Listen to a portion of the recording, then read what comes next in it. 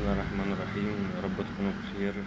معانا النهارده تليفون هيغير شاشة، فصاحب التليفون طلب ان التليفون يبقى معمول قدامه يعني، بحيث ان هو يطمن عليه. فاحنا عملنا له فيديو لكل مراحل التليفون. اول حاجة نضفنا التليفون كويس، طبعا احنا مسرعين الفيديو ومقاطعين منه حاجات كتير، وده واحد جه يستلم تليفون قلنا نديله في وسط الكلام يعني، ما علينا.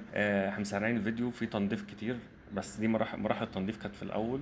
بعد كده اللزق اتحط، بعد كده نظبط الشاشة كويس على الفريم، وبعد كده بنقول بسم الله ونجرب التليفون يشتغل. نبدأ ننضف التليفون تاني، ننضف الظهر، وركبنا التليفون اهو. كل حاجة قدام عين العميل، علشان برضو يبقى واثق من كل حاجة وشايف كل حاجة بعينه. طبعا التليفون اخد وقت وشغل اكتر من كده بكتير، بس موضوع متسرع، وفي حاجات كتير ما جاتش، وده واحد زي الفل. التليفون بقى تمام، مفيش فيه اي مشكلة، ومتشكرين جدا. ويا رب صاحب التليفون يعجبه الفيديو. ولو في اي حد عنده تعليق او عنده اي استفسار ممكن يسألني في التعليقات، واحنا هنرد عليه ان شاء الله.